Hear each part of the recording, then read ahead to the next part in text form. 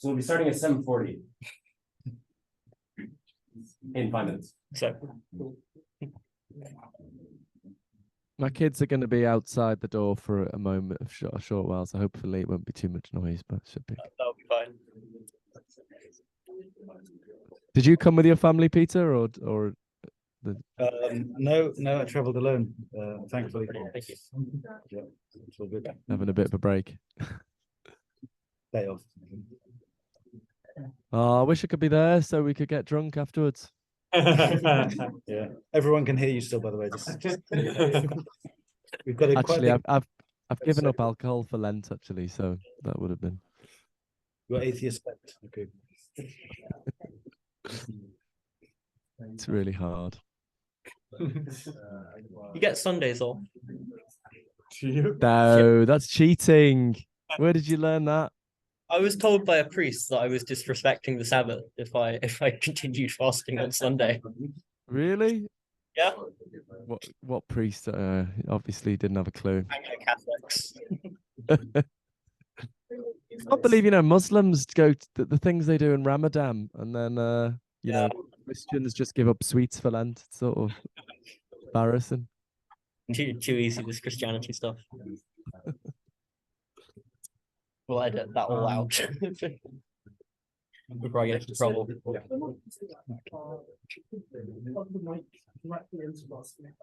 Yeah, we should do that. So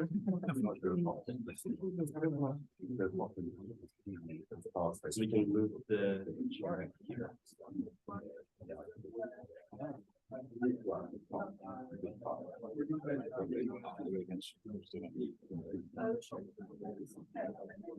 A lovely starry night here in Durham.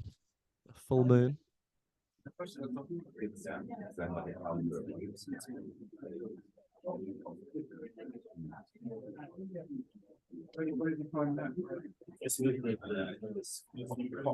Yeah.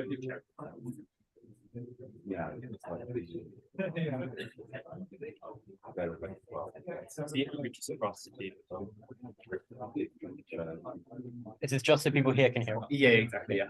You want to pop it on the front of us? Testing.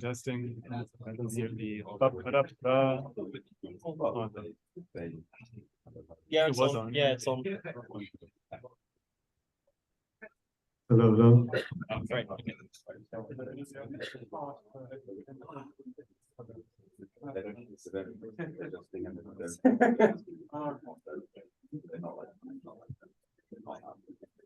And of course, like,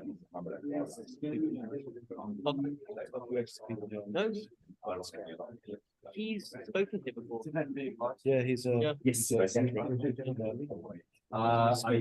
Yeah. He's got the same. Yes, so we'll just kind of put a bit more.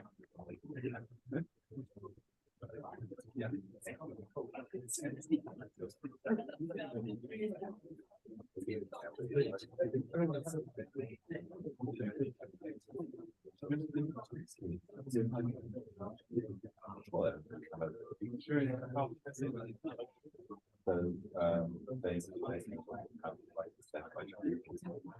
Thank you.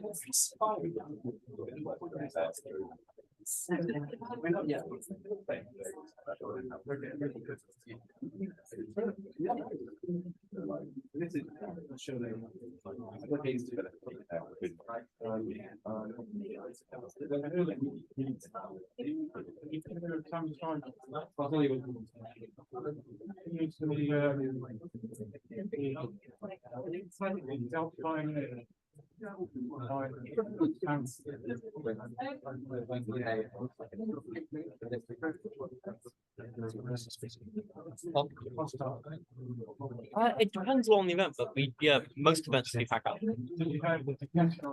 This prescription. It's a stiff to like. Yeah, I did an event last week. It's very poorly executed. So otherwise the turnout's pretty good. It was to do with psychedelics and risk. So we had someone with HPPD, a religious scholar, and an anthropologist talking about sort of safety of that. Yeah. Well, it was digital then. Hello, can everyone hear me? Okay, brilliant. Thank you all for coming to Consciousness Beyond the Grain at Oxford Psychedelic Society.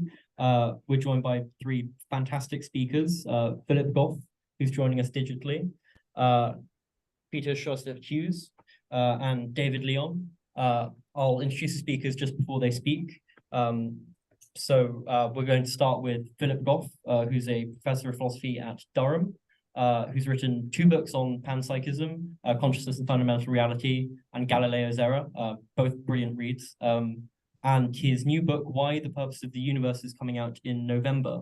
And Philip's going to open this debate, this discussion, with a presentation on the mind-body problem and panpsychism.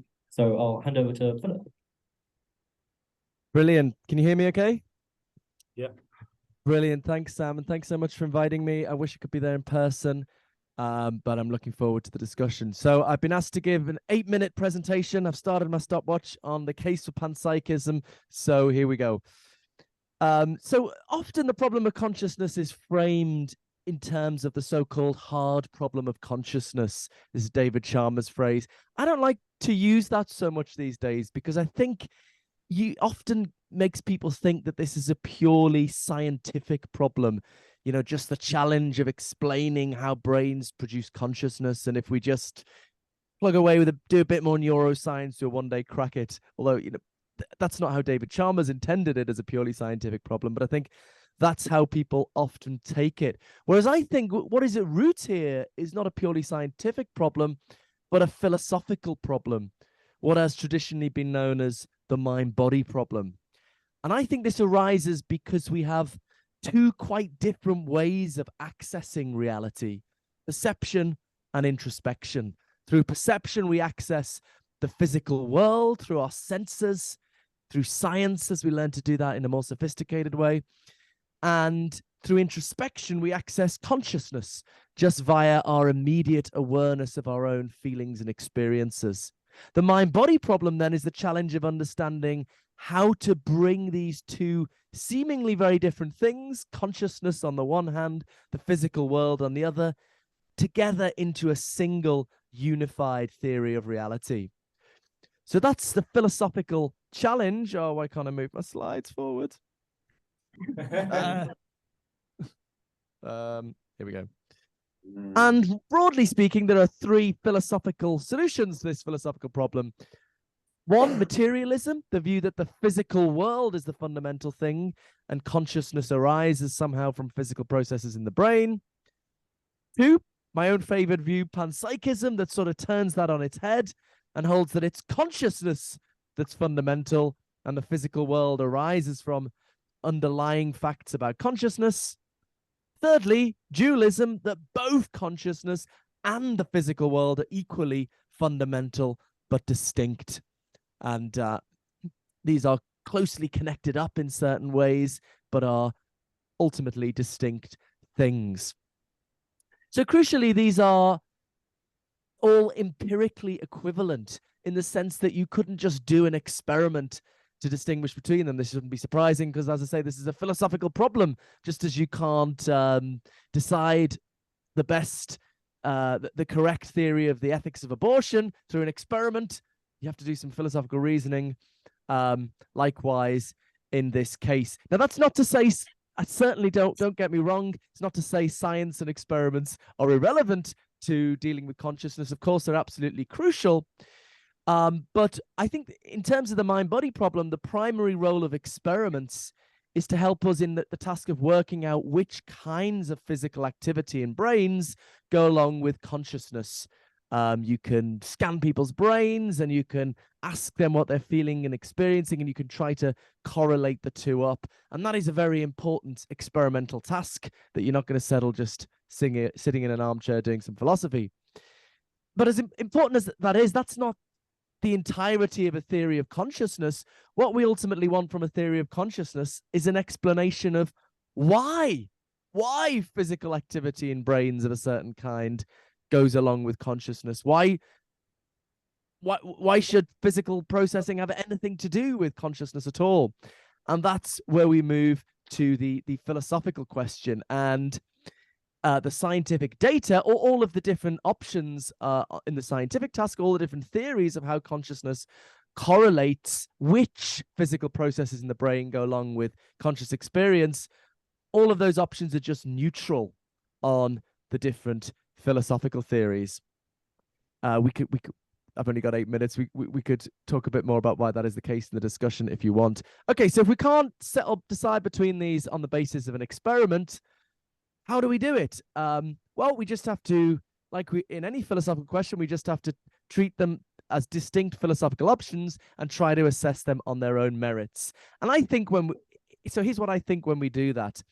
In terms of materialism, we haven't made any progress at all on its central explanatory task of trying to explain how consciousness might emerge from physical brain processes.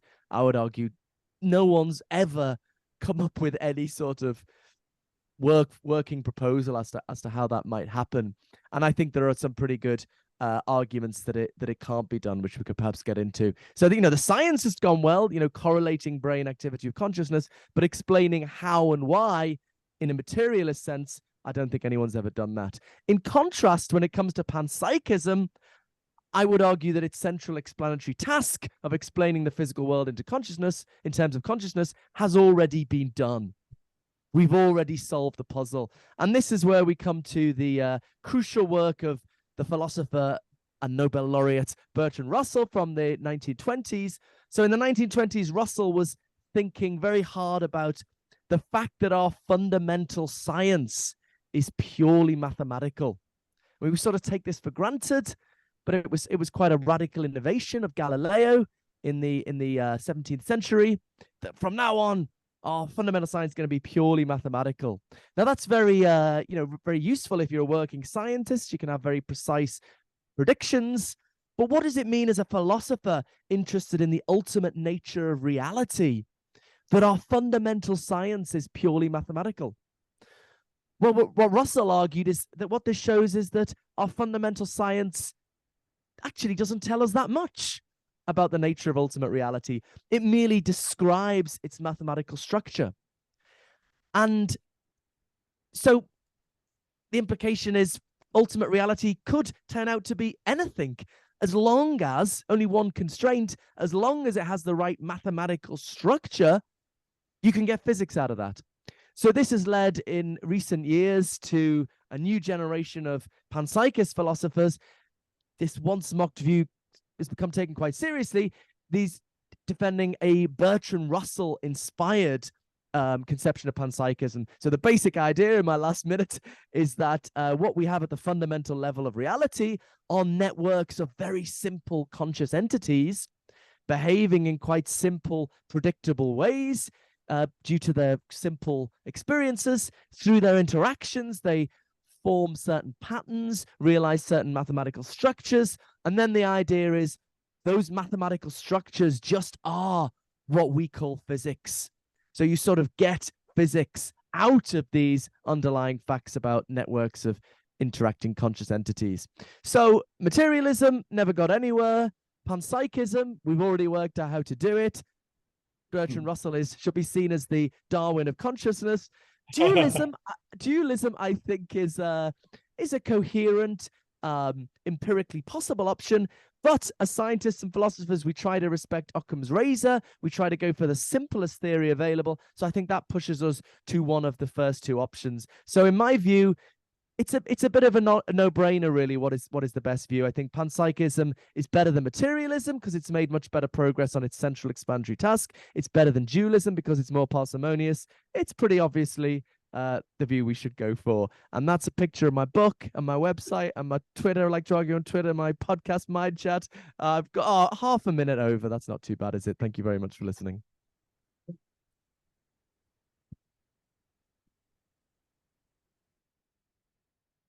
Thank you very much, Philip. Our next speaker is Peter Sjöstedt-Hughes.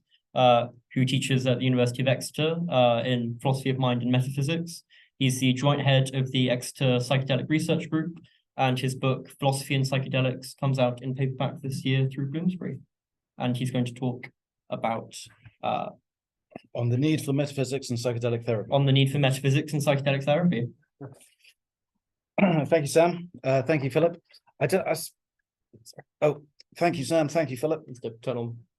Thank you, Sam. Thank you, Philip. Thank you, everyone, for coming. Thank you to the Oxford Psychedelic Society.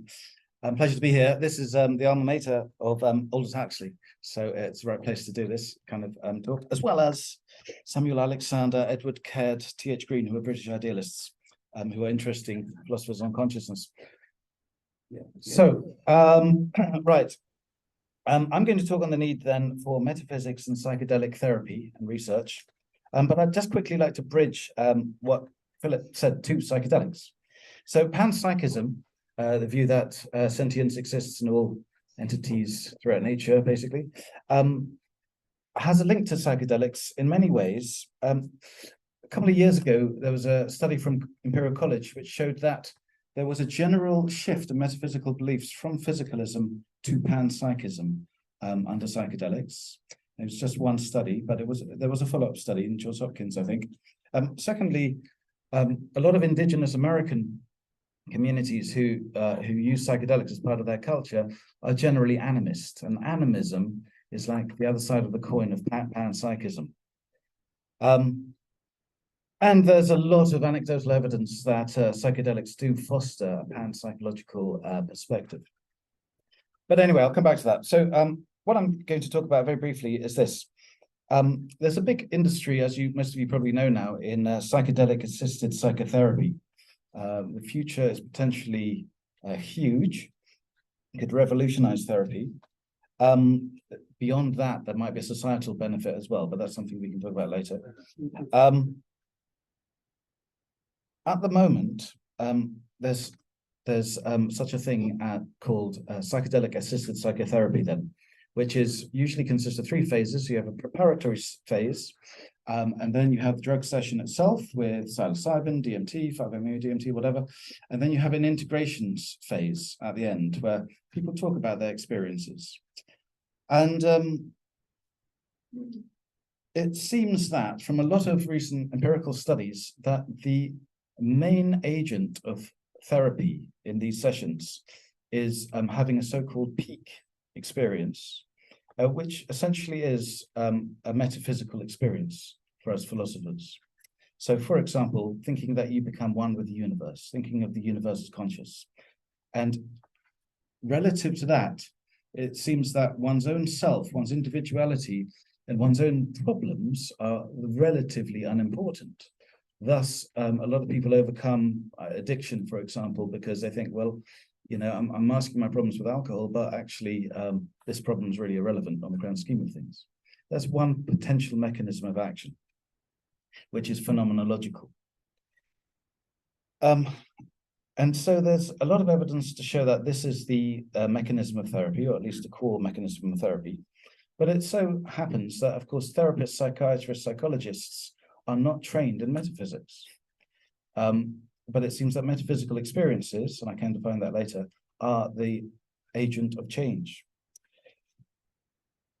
So it's my conjecture, or it's my proposal, and my paper on this is coming out within a few weeks in Frontiers in Psychology.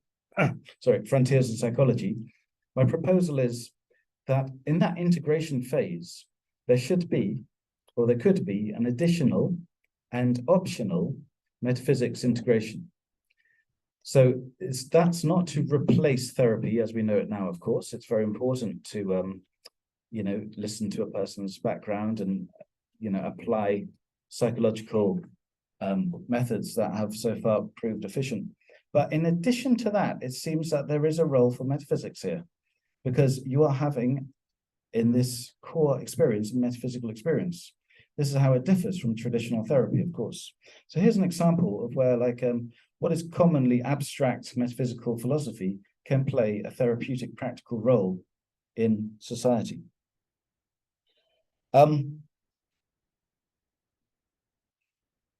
And the conjecture is that this, and this is testable, the conjecture is that this can lead to longer term benefits.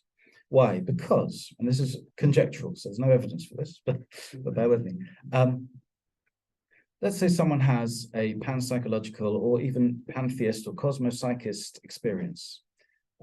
Again, we can talk about that in the Q&A, what it means. But let's say they've had that and it changes their life. They see the world in a completely different way. Their perspective on reality has changed. The perspective on themselves has changed. They are living, as it were, in a new world. But then they're not told that this experience has any kind of credence at all. I mean, again, like I say, psychologists are simply not trained in this. They don't know that great thinkers of the past, like Spinoza or Leibniz or Bertrand Russell or Alfred North Whitehead, have given very good arguments as to why this might actually be true and thus not a delusion. They haven't been told this. This is not happening at the moment. And as a result, the effect of that psychedelic in terms of worldview change might eventually dissolve into the sort of general ideology of the culture in which they live. And in the West, that's generally a more kind of physicalist ontology, metaphysics. So the proposed conjecture is that if you were to at least give them a basic metaphysics menu, as it were, so you're not priming them in any way and saying, listen, you had pantheistic Spinozan experience. You know, you're just giving them an option, a range of different metaphysical options. And I provided that metaphysical menu in this paper coming out. They will then realize that actually what I experienced might not be a delusion. You know, there might be some truth in panpsychism after all, just as a spur to make them realize that they can, if they want to, study it or look into it more, or at least realize that there's, as I say, a legacy of, you know, proper credible thought on these metaphysical issues. Now, this is, of course, just a conjecture. Maybe it won't have any benefit, but it's something that can be tested. So going forward, I think that it's quite interesting that now, all these years of studying metaphysics and trying out psychedelics come together, and one can realize that they perhaps can work in harmony. Thank you.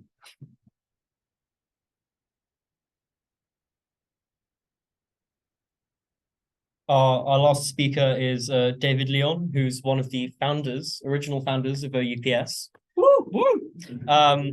He's a former librarian of the Buddhist Study Center in Oxford, and he's now a full-time writer, and his book, Buddhism and Depression, is coming out later this year. And he's going to talk on Buddhist perspective on panpsychism and psychedelics. Thank you very much. Can you just be a bit more in the field of view for it? Yeah, for the recording here. Don't budge over. Right, can you hear me in the back? All good? Nice. So, the Venerable Malankya was sitting in his cave one day, deep in meditation, as is befitting of any senior disciple of the Buddha.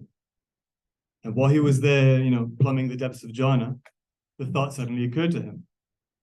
The Buddha, our honored teacher, has refused to answer certain very important questions.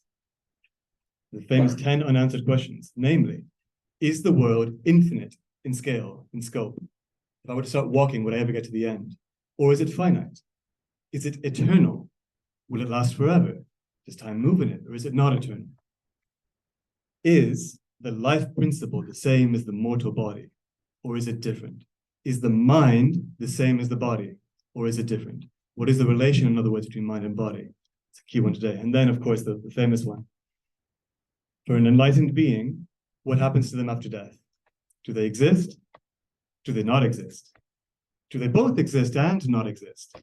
Do they neither exist nor not exist? Come on, it's got to be one of those, right?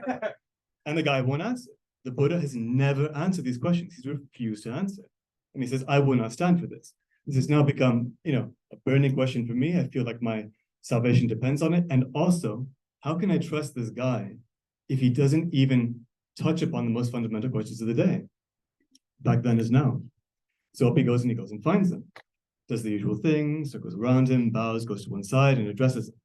And he says, dear Buddha, yo, what's up? Why haven't you answered these questions?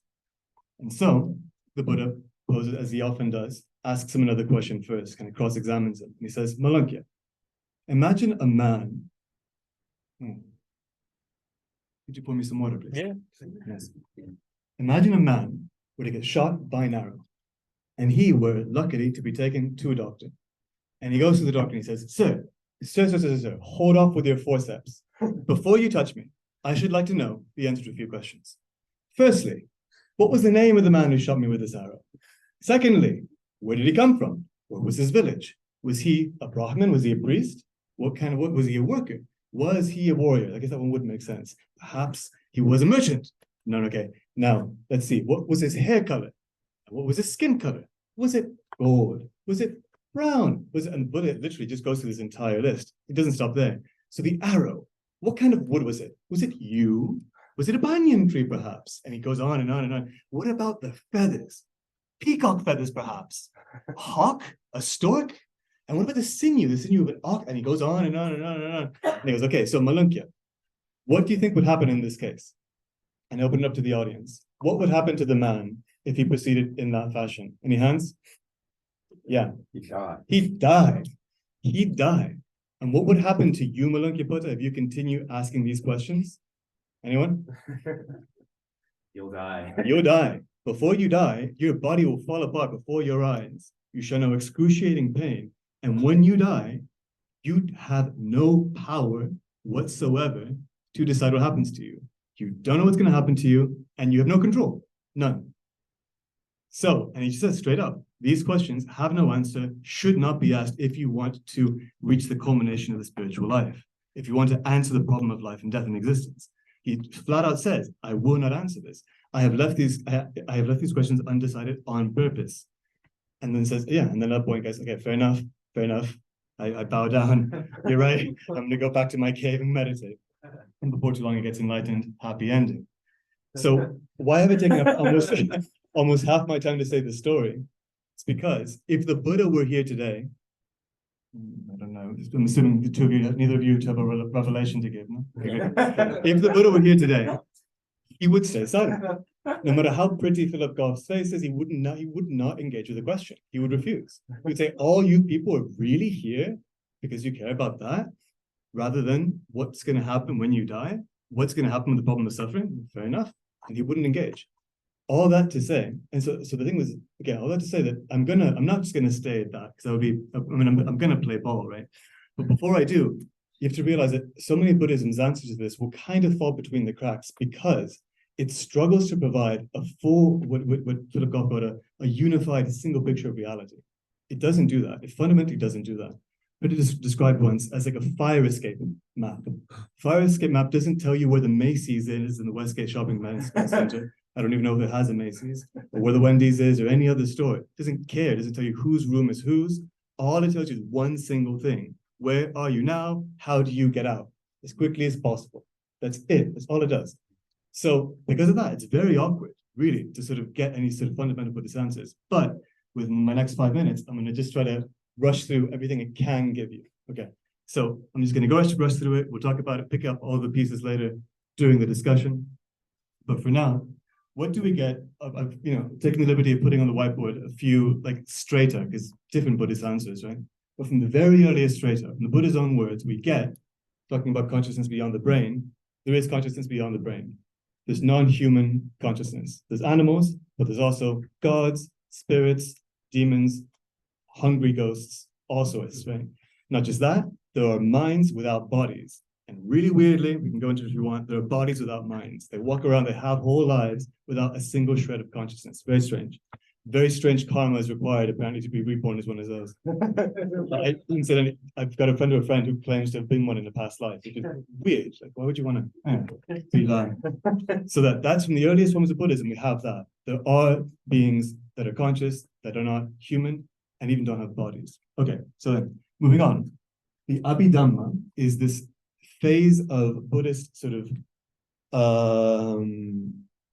systematization of what the Buddha, again, had this very loose colloquial style. In the centuries that followed his death, this was systematized. And what you get from that, something very useful for, I think, contemporary philosophers of mind, specifically panpsychists, specifically micro-psychists and pan-proto-psychists, who don't think that consciousness is fundamental, but other things are fundamental that when you put them together, you get consciousness. But sort of like mini consciousness is fundamental, right? So for that, the problem with that a lot of these philosophers have today is that they don't actually know what those things are. There's little consciousness particles, but they don't really know what they are. Abhidhamma says this is what they are. We know what they are. They look like this. They sound like this. This is what we have, a list of everything. We've seen it, and we've got a taxonomy of it. We've got a definition of it. So they've got an explicit. Now, whether it's right or wrong, we'll talk about that later. But they have an explicit account of what these micro consciousness, quote unquote, particles are and how they work and how to manipulate them to your benefit ultimately. Going on a bit further, Madhyamaka philosophy leaves aside the whole Abhidhamma model. And from that, we get a very good reason to go back home. Yet another Buddhist answer to, no, don't worry about panpsychism, don't worry about dualism, don't worry about materialism. Just don't worry about figuring out the ultimate nature of reality. Nothing has an ultimate nature. Goodbye, folks. Ciao. So for anyone who wants that, that's there. And then, yeah, the later schools down here from Chantai, Jogcha, Mahamudra, from later Buddhism, right? Past all these things, you get essentially systematizations for integrating, frameworks for understanding and integrating the kind of experiences you have on psychedelics, ways of getting there that won't run the risk of like catastrophic psychosis, but essentially the same bag, right? The same thing you'll get with a high dose psychedelic trip where you become one with the universe. They'll have a community around it, and they'll have a way of integrating that into everyday life, right? Nothing really substantially new from what you get from a personal dose of psychedelics, but still, it's nice to have an alternative, and it's nice to have a broader framework. Now, in the last minute, I don't know if I'll be able to get this. The things that none of those things are the most important thing Buddhism can answer to this question. So really quickly. Is it like sometimes you sit down with a business owner or you sit down with an HR person and that conversation happens in discovery? So that's not me. I'm not a ventriloquist of that degree. There you go. So yeah, basically, he goes to this town where the Kalamas live, and they say, look, man, all these people come around. Every day is a new teacher, and they say something totally different. We're super confused. What do we believe? He goes, okay, look.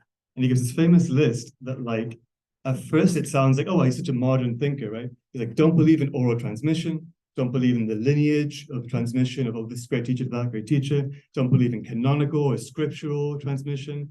Don't believe in hearsay. None of that. Right? So we're like, okay, well, what a modern thinker. He's going against tradition. Okay. And then he says, don't believe in logic. Logical reasoning won't work.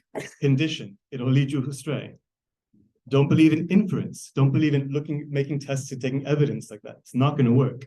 Won't let you find truth. Don't believe in reasoning things through discursively in your mind. Don't believe in accepting a view only after having gone through it many times. So not as in like you've arrived at the answer through your thinking, but I've thought about this enough. I've sifted it through my mind enough that now I can really feel confident. I've failed to refute it, either myself or other people. Don't believe any of that, right? Also, don't believe if someone looks really competent, even if they're wearing a suit, won't necessarily work.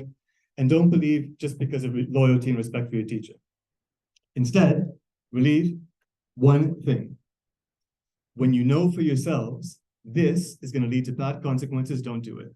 When you know for yourself, this is going to lead to good consequences, do it. That's the only marker of knowledge that will lead you to actually be confident in anything. Very pragmatic. But symbolically, what I think that means in this case is that what Buddhism does is that it provides a means of arriving at knowledge directly. That's what it'll say. It'll say, we provide you with the tools to see for yourself. You don't have to rely on these arguments. They're never going to get you anywhere. No one's ever going to win. I can teach you. You can look for yourself. You see this right in front of me? Or you can't see this. This is the back of my hand. But if you were to hold your hand in front of your eyes, you see that? That's your hand. Okay. Close your eyes. You feel that? That's your breath. Okay. Keep doing that. I can show you the ultimate constituents of reality. So that's the best thing that Buddhism has to offer. With samadhi, with intense concentration, with refined concentration, you can see very, very, very, very closely the nature of what's happening. And then with the insight and the teachings that they provide, you can see how it functions. That is primarily Buddhism's main contribution to this and almost any other debate. Thank you very much.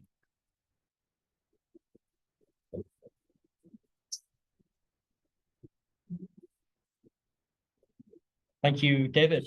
I think one idea that's been touched on in all of our in all the speeches so far is the precise role that experience is meant to play in kind of unpicking the mind-body problem. So Philip proposed the sort of introspection, perception, distinction. Peter talked about psychedelic experiences, and David touched on meditation. And I was wondering if I could put to each of the speakers what role they think, how much credence should be given to unusual or psychedelic or metaphysical states of experience in how we approach the mind-body problem. And Philip, would you be happy to start with some comments on that?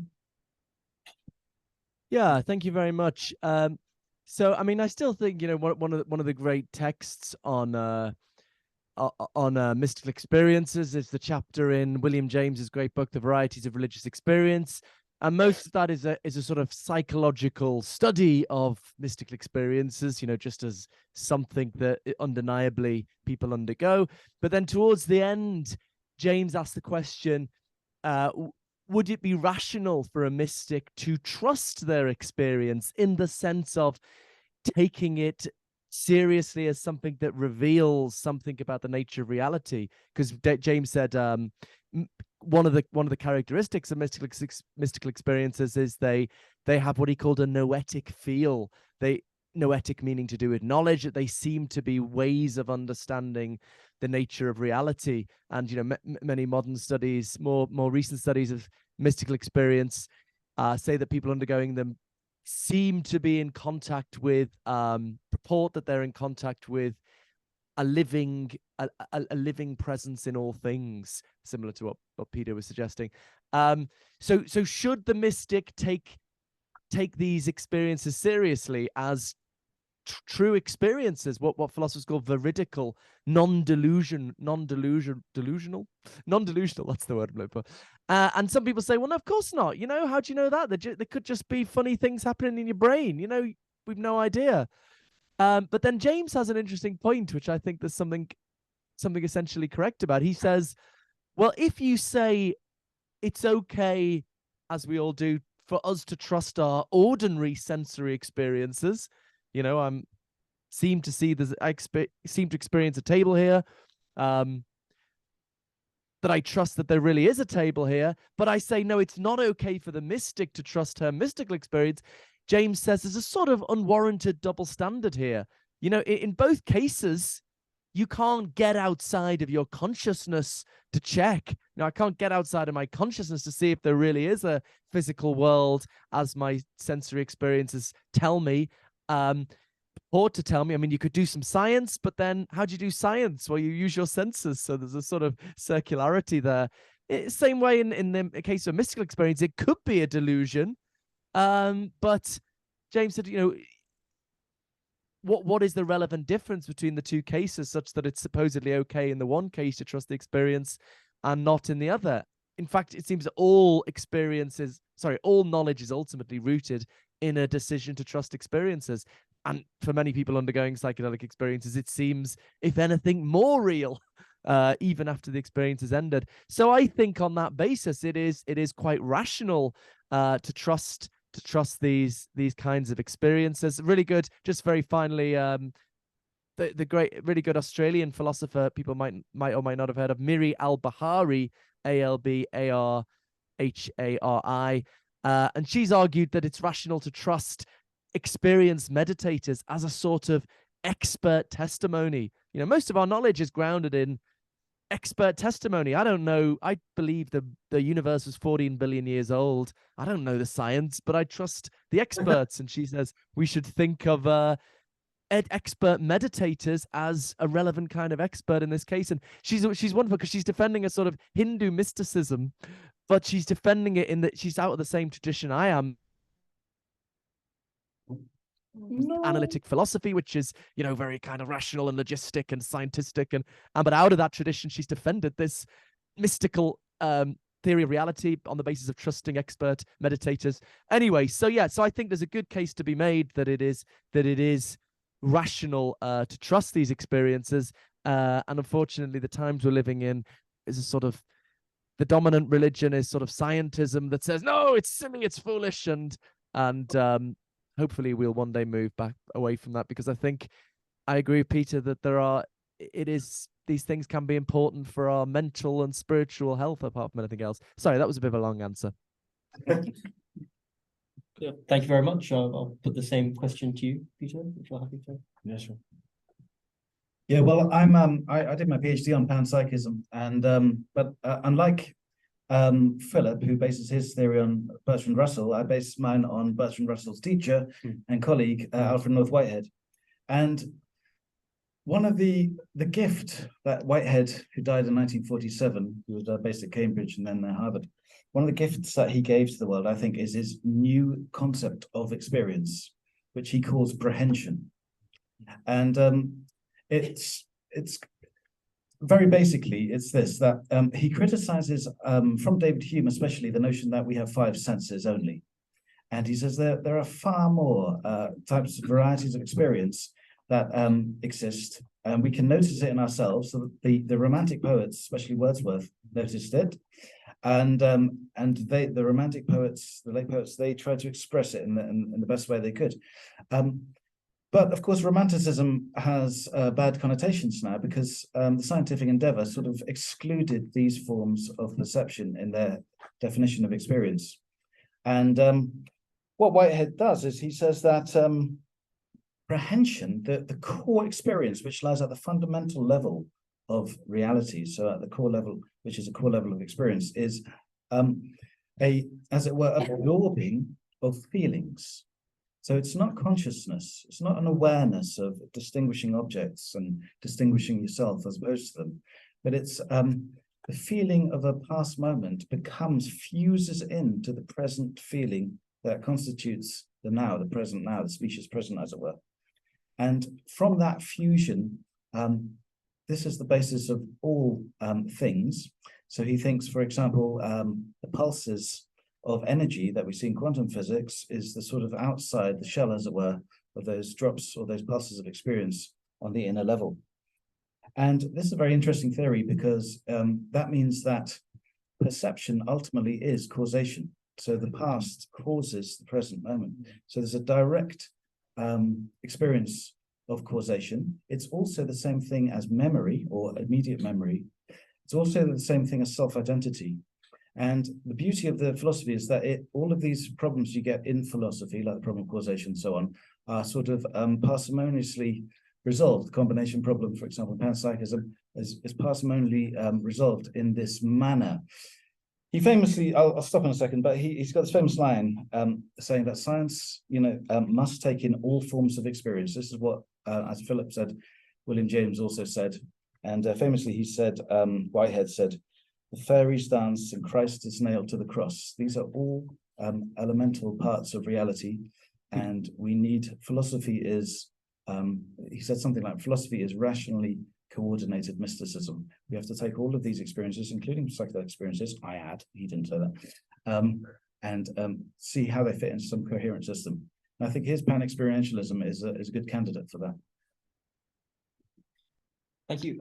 I'll put maybe a slightly different take on the same question to you, David. What is special about meditative experiences versus any other type of experience in the system of Buddhist philosophy in application to this question? Sure. I'll get to that. Yeah. But yeah, if I may just say a few words, I think, about first psychedelics. I think so. So from the Buddhist perspective, right, most of your experience happens through the 6 sense bases. So eyes, ears, smells, sounds, sights, the usual 5 senses, plus the mind sense. So ideas, thoughts, memories, all that stuff. All of those are basically, well, I think the Buddha wouldn't disagree if I used the word worthless. I mean, like, worthless bordering on danger, like, forget it, just whatever. The value doesn't lie there. The thing is that there's something else to experience, right? What is called usually an immaterial experience, so the deep samadhi, and then fully transcendent, lokutara, super mundane, surpassing the world itself, right? These are experiences which are accessible not to the Vedic, meditators, only to really well developed Buddhist meditator. And the thing is that those other types of experiences are very subtle. They might be more beautiful, might be more that, but they're very, very, very difficult to see. They're there, but they're just very quiet. So the thing with psychedelics that can be very useful in terms of that is that it can make them, at least briefly, quite loud. At the moment you're crowded out by sights and sounds and thoughts.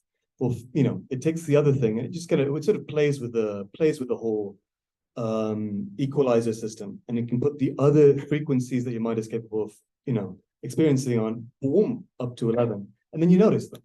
And once you've noticed them, then you can do what you want, right? You can make your way back to them. You can train to make your way back to them, but at least you know they're there. So that's one use of it, right? And even if that doesn't fully happen for you, it's a little bit like, if you're blind and to try to describe a painting, or if you've never heard any sounds to try to describe a piece of music. Well, if I could show you just a single color, or two colors, now, even if I hadn't showed you Van Gogh, you have enough to go on to say, okay, now I can see what you mean. I can now imagine. I can now hold in mind what it is that you wish to express to me. I now have a picture. I now have a grasp. So psychedelics can do that too.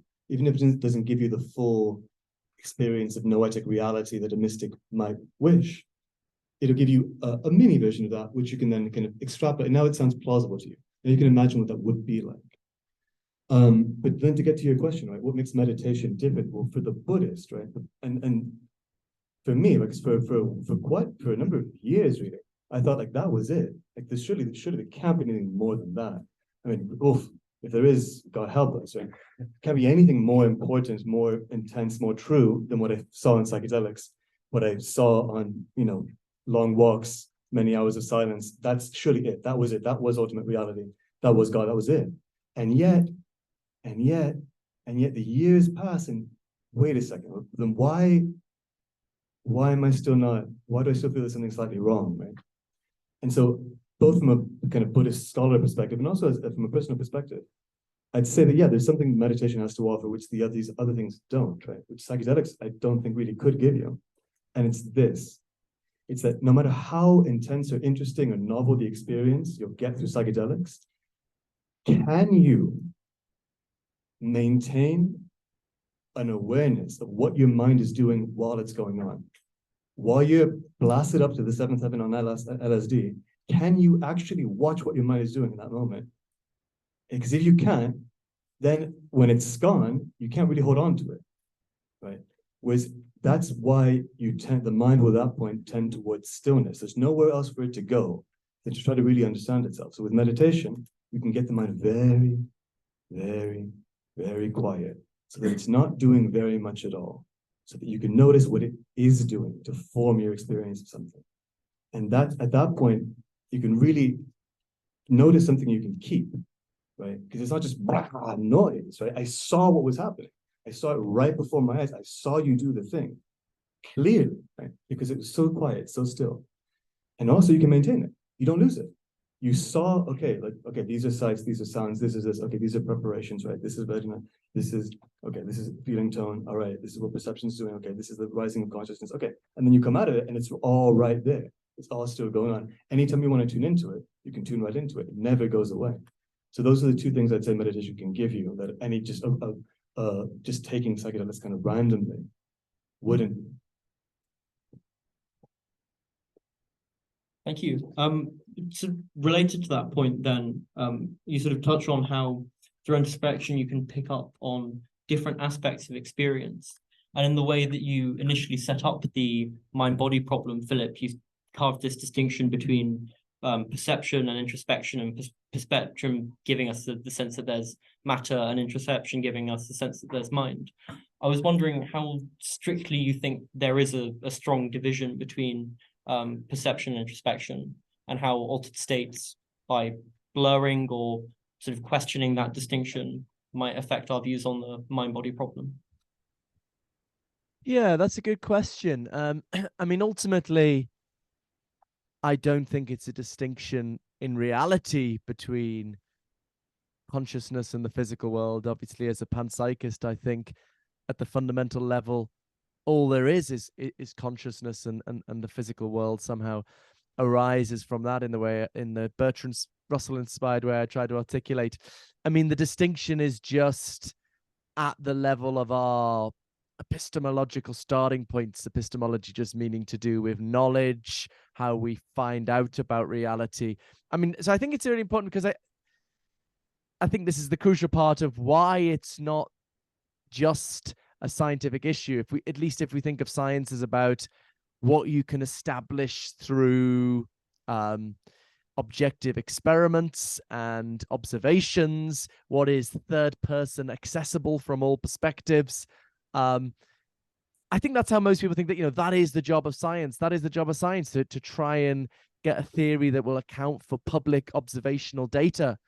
But if you're just clinging to that, and that's all you're focused on, then you'll miss out something else that we know is real, namely the private reality of consciousness. That's not observable from the outside. You can't look inside someone's brain and see their consciousness. But we know it's real. We know it's real because if you're in pain, you're just directly aware of your own pain. So we have to. So I do think there is, in terms of the human starting points, there is quite I suggest a binary here, in the sense, I mean, consciousness is what we're immediately aware of, and the physical world is what we know of indirectly in virtue of our conscious experiences. That's why there's something absurd about people saying, oh, you know, some philosophers, such as co-host of my podcast, Keith Frankish, who's an illusionist, thinks, you know, consciousness is just an illusion. Science has kind of ruled out consciousness, at least in the sense philosophers normally talk about it. But that's kind of bizarre to me, because we're only able to do science through the mediation of our conscious experience. So it's a little bit like saying astronomy has proved that telescopes don't exist or something. So I do think there is a sort of binary in some sense, in that there's the one thing we're immediately aware of, and then there's the other thing we know indirectly through the mediation of our consciousness. Ultimately, in terms of reality, they turn out to be the same thing, but in terms of our human access to reality, I guess I do think there's a binary there, although I am open to the other two members of this panel revealing to me, actually, that's just my naive state that I haven't taken psychedelics since I was a teenager, and maybe that binary can be undermined. So maybe it's, yeah, I mean, I took psychedelics in my teenage years, and then I don't know why I didn't in my 20s and 30s, and I've got young kids now, so it's a bit tricky, and I don't know why I didn't actually, but yeah, so maybe this is just my naive too sober brain, and maybe the other panelists have insights on how that binary can be undermined, not just in reality, but from the human perspective. So, Peter, does Philip have a naive and sober brain? No, of course not. Of course not. On the contrary. Very kind. But I think something that unites all three of us here is Spinoza, in this sense, right? I always try to bring Spinoza into everything, but so Spinoza argues against Descartes' famous substance dualism. You know that mind and matter are two distinct substances that interact on the pineal gland in some mysterious manner. Spinoza sort of tried to overcome that by saying, listen, mind and matter are actually just different expressions of the same thing, one substance that he calls substance. He calls it nature. He also calls it God. That got him into a bit of trouble. And he's the original pantheist, in the sense that Joseph Raphson named pantheism after him 28 years after Spinoza died. But anyway, an interesting thing, I believe that Russell criticized Spinoza in this sense, related to what you're saying, Philip. He said Spinoza just basically asserts that mind and matter are the same thing seen from different angles, as it were. And why? Because it does resolve problems of dualism and other problems down the line. But it's still a bit of a mystery why there is this, you could say, epistemic dualism for an ontological monism. Why, if mind and matter are essentially the same thing, like the morning star and the evening star are both Venus, why it appears that way? That still, I think, remains a bit of a mystery. You can easily say, humans are limited in their cognition and their normal ways of thinking. But you still have to specify why exactly. I mean, I am a monist. I do believe they are the same thing essentially. But I think it's a valid question. With regard to problem of other minds, like seeing other, we have only got access to our own minds. I mean, again, with Whitehead, you can't gain the perspective of another being, but their feelings can infuse into your feelings. So you don't simply infer the emotions of others. There's actually a form of perception where that emotion is absorbed into one and constitutes a moment of one's experience. So in that sense, there is this realism, this direct access to reality, which might partly explain in psychedelic experience, the commonly reported phenomenon of nature connectedness. That you feel that form of realism, that fusion of object and subject amplified within the psychedelic experience. That's an interesting avenue of research that some could do a PhD on, for example. And yeah, I'll ask you the same question. That's right. What was the question? Sort of about the boundary between perception and introspection and what bearing that has on this debate. Yeah.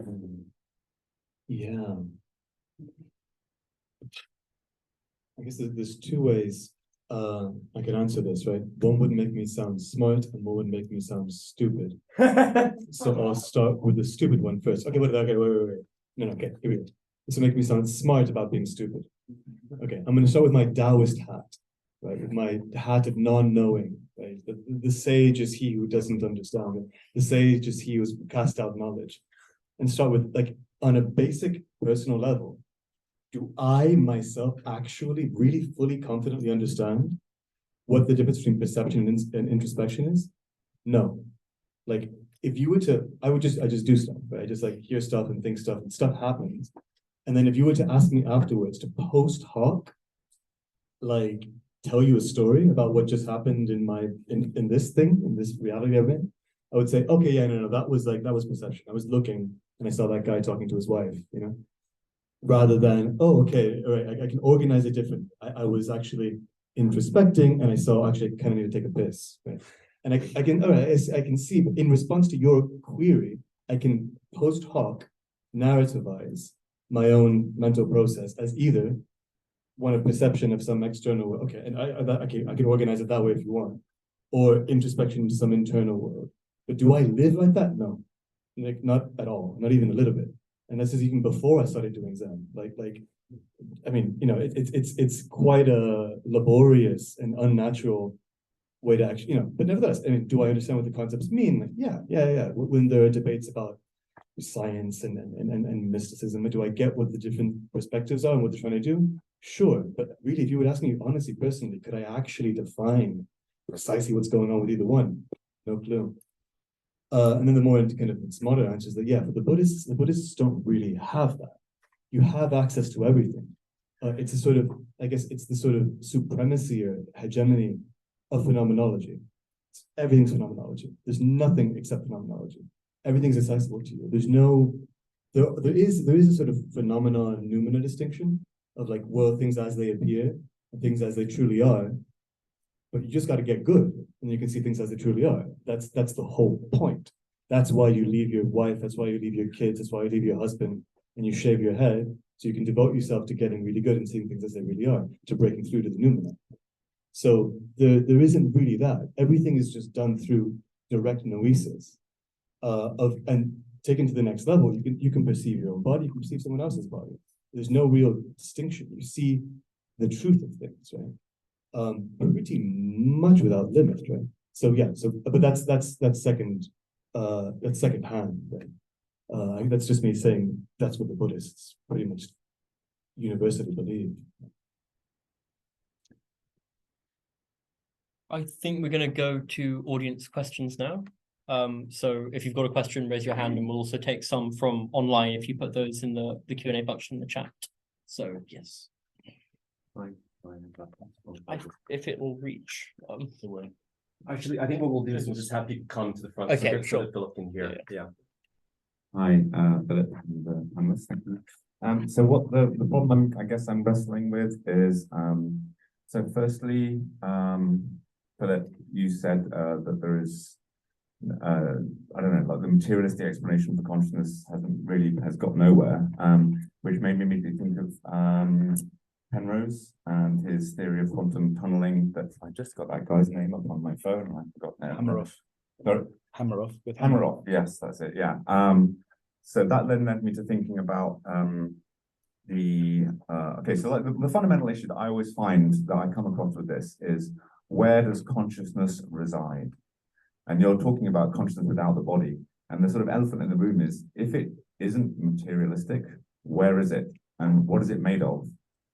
And are we ever going to be able to find that plane of existence on which these things exist? So if there are if there are Buddhist non-material spirits, if these phenomena in, talking about like shamanistic or plant medicine induced states of mind, if these entities exist, where do they exist? Is it a reachable zone? Is it something we can examine? Are we ever going to be able to find a marriage between, can science penetrate those regions? I guess, does that make sense as a question?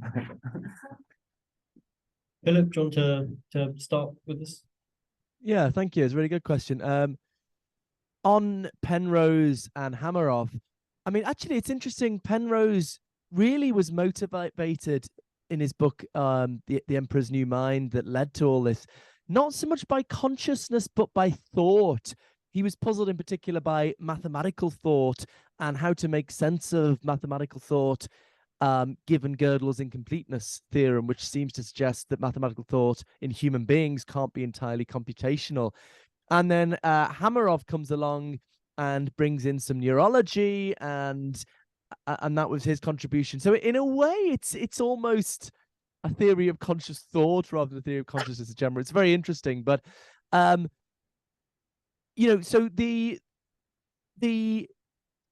will we ever get there? The sort of, how can we ever find this out? How can we ever get to the truth? I mean, the human epistemological situation, by which I mean, the human access to reality is not perfect. I think basically we've got consciousness that we're just, all you've got is your own consciousness. And then you've got a sort of indirect connection to something out there, and then to other people, and you can trust their word, if you like, about their consciousness. We've got it, put it all together, and ultimately I think we're going to come back to this philosophical question. How do we fit these things together? Is it consciousness first, and then we get the physical world out of that? Is it the physical world first, and we get consciousness out of that?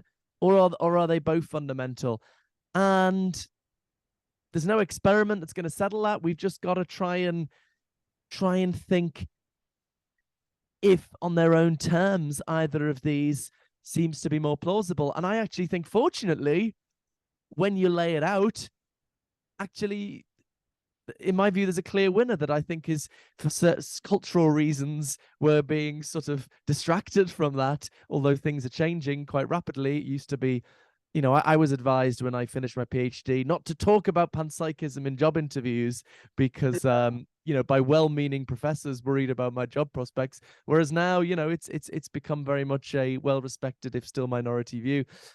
So I just think, I think there are, we haven't gone into that. I think just finally, I think the essential problem it's a huge debate, but the core of the problem for materialism is that physical science works with a purely quantitative vocabulary, whereas consciousness involves these qualities, colors, sounds, smells, tastes, and you can't even define those qualities in the purely quantitative language of physical science. Galileo knew this in 1623. That's why he said, if we want mathematical physics, we've got to take consciousness out of the story.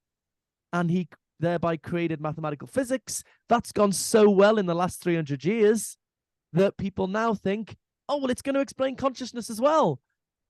The irony is, no, it's gone so well because it was designed to ignore consciousness. If we want a complete theory of reality, we have to be more expansive. We have to bring consciousness back into the story. This is what I argue in my book, Galileo's Error, available at all good bookshops.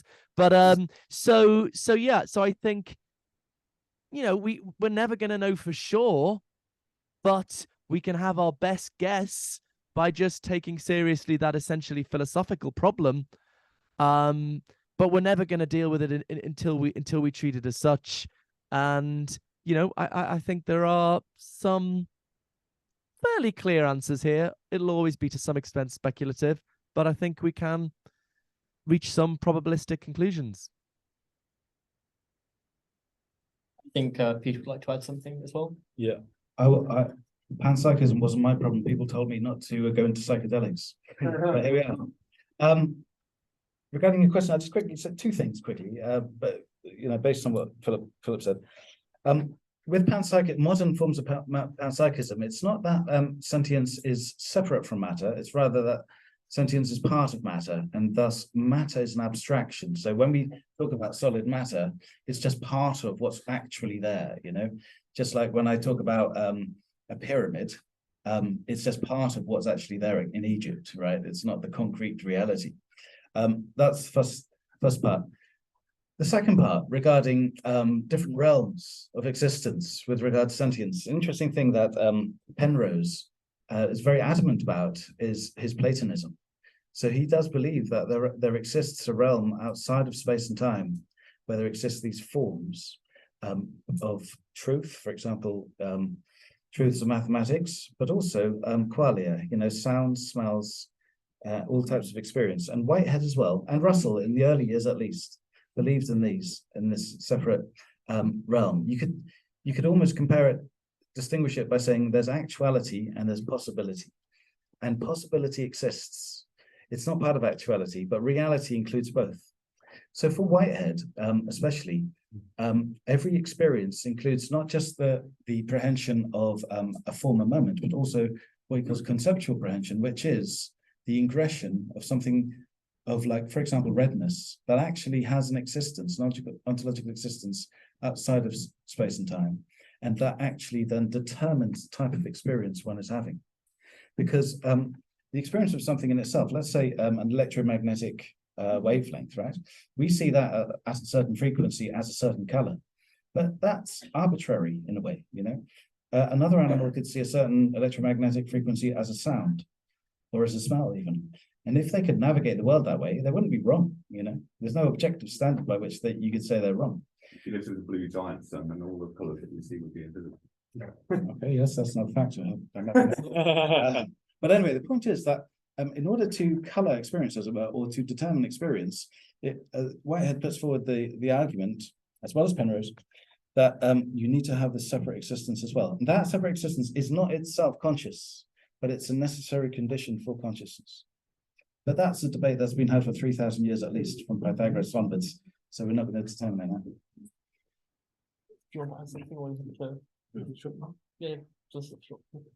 So firstly, when I was in grad school, I didn't tell anyone I planned to go write a novel, drop out, take a bunch of drugs, meditate a lot. So no one warned me not to do those things. It's very, very, very hard. And this is how I ended up here now. Terrible for my job prospects. Okay, so really quickly to answer your question, if you want to see all the other beings, what you have to do first is develop access concentration. Be able to keep your mind. I mean, I'm just reporting back, okay, from what they say. You make sure you can keep your mind on a single object for, say, an hour. Okay, once you can do that, you develop jhana. You develop deep meditative absorption to, I'd say, at least the fourth jhana, and then you can try to develop your psychic powers. Okay, through which you can have the divine eye. You can see all the other planes of being, right? All the 10 planes of being. Great. So that's what you want. That's you basically develop your samadhi. Okay. If what you want is to figure out where does consciousness reside, same thing. Try to make it so you can actually pay attention to one thing for, say, an hour. At that point, you can hopefully, with a little bit of samadhi, a little bit of concentration, you can see, okay, now that I'm looking at this thing, my mind hasn't moved for an hour. What is my mind? Like, what's consciousness? And you can ask yourself the question. You can answer the question: is it permanent? Is it moving? Is it arising? Is it passing away? Is it always here?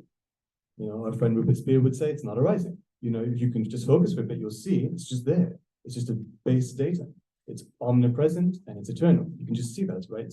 It's obvious. It's not going anywhere. It's not coming from anywhere. For the Buddhists, they'd say, well, if you're able to actually maintain your awareness there and look clearly, you'll see very clearly. It's arising and passing away. And arising and passing away. And then it's gone. And then it's gone. And it's gone. It's gone. It's gone. It's gone. It's gone. So, that's where you'd find the answer. We'll take another question. Andrew. Come to the front.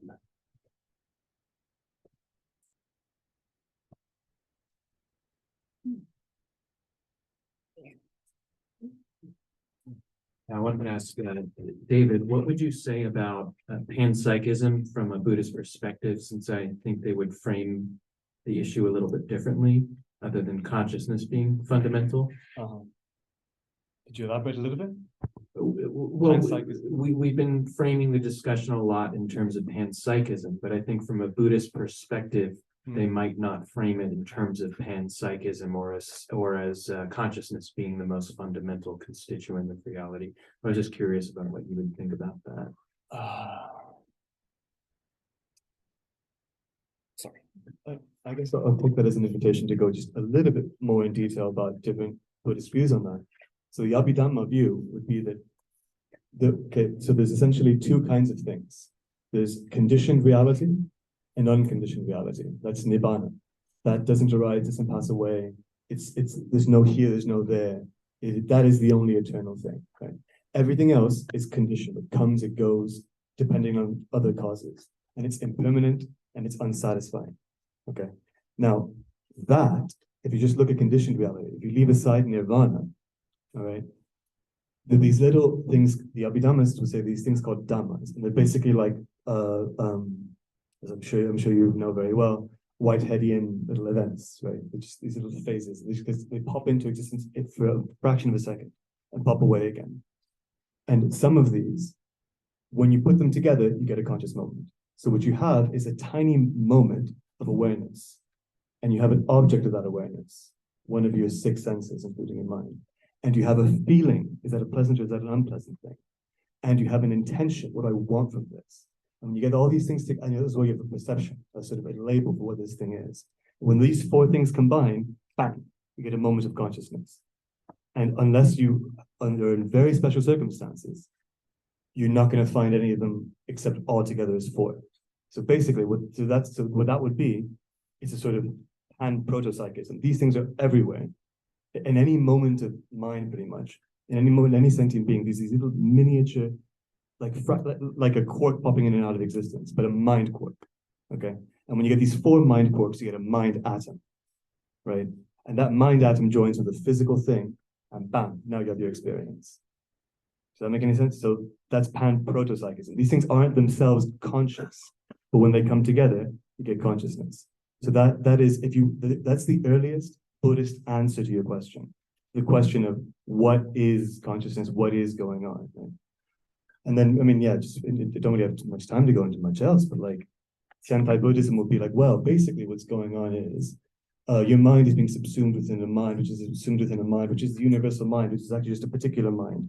If you just sit there for hours, you just go around in circles of all possible minds, enveloping all possible minds, and then you'll see everything is one. And then you'll see why you have to become a bodhisattva. And you have to make sure that every single bit of all of reality is awakened to the perfect supreme reality before anything can be awakened. And congratulations, you know, the bodhisattva path. Does that answer your question? Just what I wanted. Great, fantastic. Oh yeah. Maybe just read it out. Yeah. Okay, so this is a question from Adam. What does consciousness mean to a panpsychist? Does matter have drives, experience, qualia, etc.? Philip, would you be happy to start with this one? Yeah, it's a really good question. I mean, I tend to like the quite common definition in philosophy from Thomas Nagel, whereby your consciousness is just what it's like to be you. So right now you're experiencing colors, hearing my voice, maybe feeling a bit tired or a bit excited or a bit bored. This is all part of what it's like to be you right now, all part of your conscious experience. What it's like to be a human being is very rich and complex. What it's like to be a sheep is maybe a bit simpler. What it's like to be a spider, maybe simpler still. If we go down, maybe think, do bed bugs have consciousness? I think maybe we're a bit unsure, supposing they do. What it's like to be a bed bug is incredibly simple relative to what it's like to be a human being. And there seems no conceptual limit to how simple conscious experience can be. So when we're asking, is something conscious, we're asking, is there something that it's like to be it? Are the lights on? Does it have an inner life, as it were? And there seems no conceptual limit to how simple it could be. So for the panpsychist, this continuum of simpler forms of life, having simpler and simpler forms of experience, carries on, right down to the fundamental building blocks of the physical universe, perhaps electrons and quarks having incredibly simple forms of experience to reflect their incredibly simple nature. Or an alternative way of running it that I'm probably a bit more sympathetic to. Many theoretical physicists tend to think actually the fundamental constituents of reality are not particles, little Lego bricks, they're rather universe-wide fields.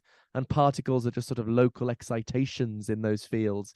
So if you combine that with panpsychism, then the fundamental forms of consciousness are sort of universe-wide fields, very complex forms of conscious experience. So I hope that somewhat answers the question. Sure. Yeah. Well, what is consciousness? The old chestnut, you know. But I actually prefer the word sentience, partly related to the last thing you said there, Philip, because the etymology of sentience is feeling. And I think that includes consciousness. In English, the word conscious as an adjective means that it generally means, the connotation is generally that you're aware of something. I'm conscious now of that lamp, for example, right? And before I wasn't conscious of it. It was in my sentience, in my experience, as it were, but I wasn't focusing on it conceptually. So I prefer sentience. How do you? Because I don't think consciousness is ubiquitous in nature in that sense. I think sentience is feeling, but not necessarily focused awareness. I just quickly say, with regard to consciousness as well, I always say that, you know, you can think of it in two ways. You can think about the content, the different varieties of consciousness, and so in terms of, like, you know, qualia or perception, imagination, will, time rate, veridicality, focus, and so on, contents of consciousness. But you can also talk about how consciousness might be different from things which are not conscious. So, for example, the classics are, you know, consciousness always has intentionality, it's always about something, or consciousness is private, whereas matter is public, you know, or consciousness is not spatial, whereas matter is spatial, you know. So there's all these distinctions. All of them are very disputable as well. But ultimately, there's no like correct definition of consciousness. It really, you know, depends which thinker you go to. Okay, we'll take one or two more questions. Yeah, at the back. Oh.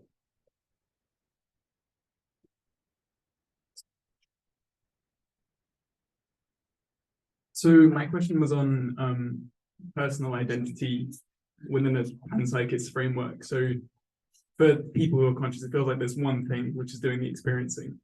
But with panpsychism, if everything has some form of consciousness, what it feels like to be that thing, is that still, how does personal identity fit into that? So if an atom has some form of consciousness and a rock also has some form of consciousness, if you split that rock in half, is there now two things that are being experienced? What's the difference between the experience of a single simple thing and a compound thing?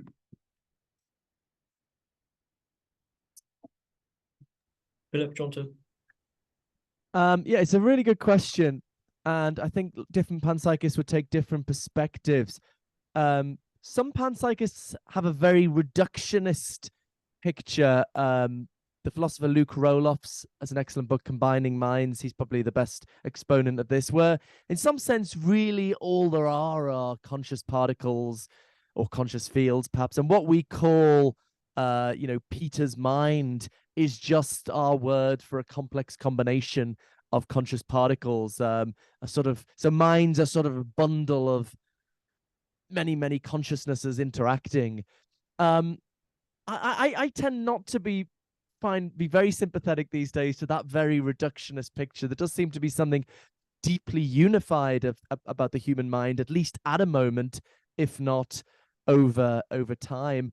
And so I prefer at least a partially non-reductionist view, according to which particles have just basic combinatorial capacities, such that in certain limited circumstances, they combine or fuse into unified conscious systems.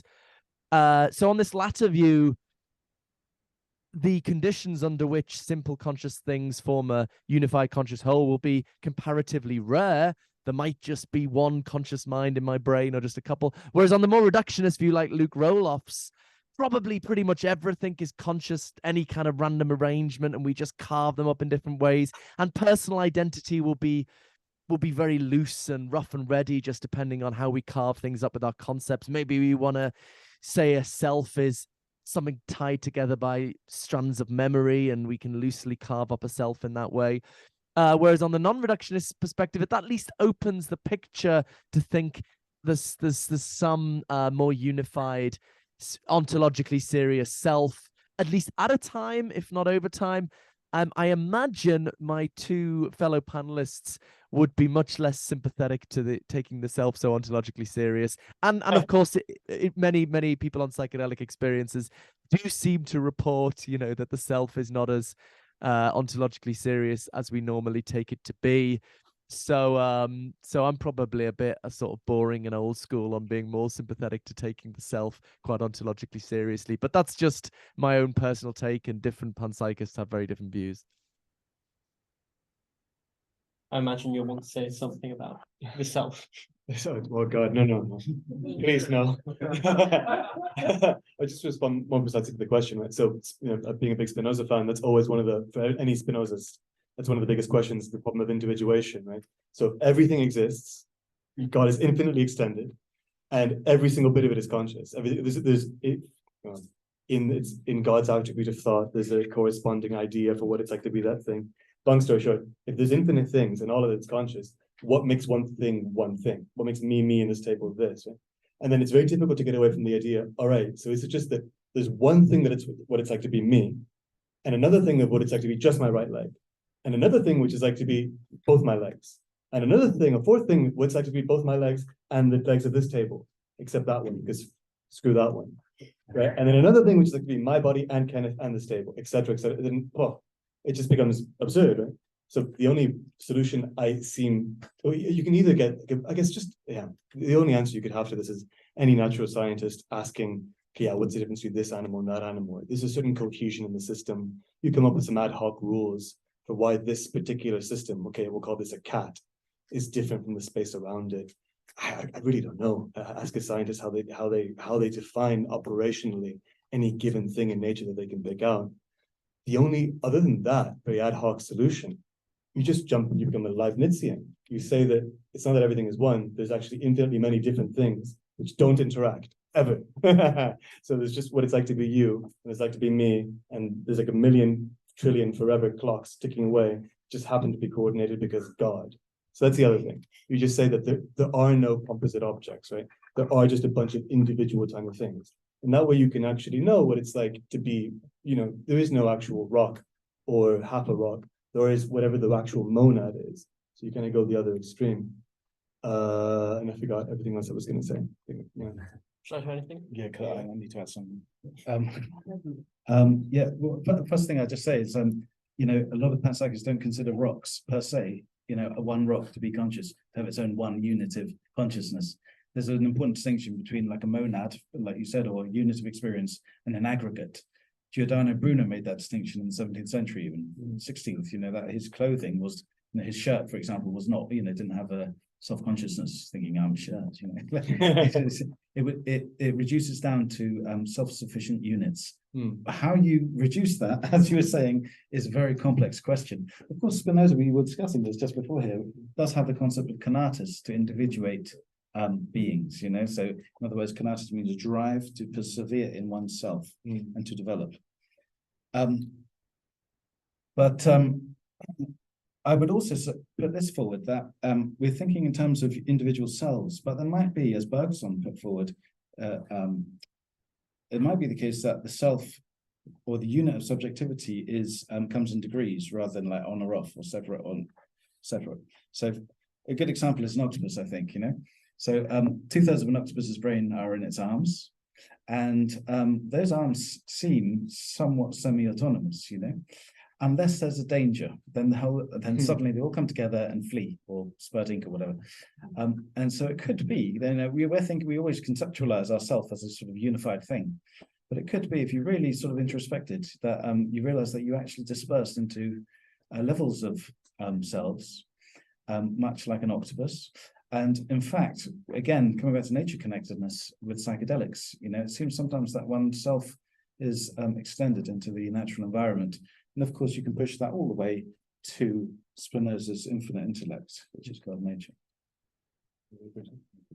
Yeah. That reminds me of what I wanted to say, is that, so the beginning of your question, the end of the question was what happens when you split rocks. The beginning was more like, what about everything at once? So the question of what's it like to be everything at once, the grand total of all that things, that's conscious, what's it like to be that? Well, if you won't accept the idea that that thing is actually just entirely the same as the sum total of your own phenomenological field, that it feels exactly the same to be all of you as it does to be all of the universe, which, a kind of like, common garden variety mystic would tell you, no, it's the same.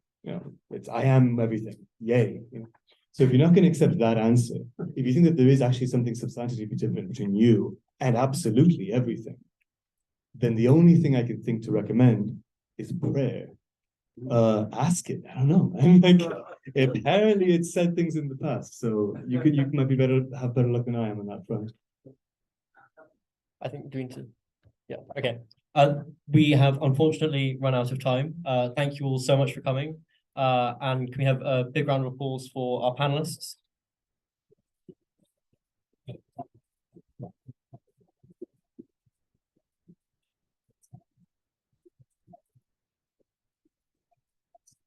A couple of quick announcements. The first is we're going to the pub after this, to the King's Arms. And the second is that we would really appreciate if you guys could make a donation to OPS. We try to reduce the costs of the events as much as possible. To do that, we rely on donations. I'll be standing by the door with a plastic bag and also a card reader. Thank you so much for coming, guys. Thank you very much, Philip. Oh, I wish I could come to the pub with you. I'm wishing I'd come now. And also the end of term party on Thursday at Capstone. Thank you very much, Philip. Oh, thank you. Thanks for that. Wish I could be there. See you soon. Have fun. I need to pick up some in Madrid.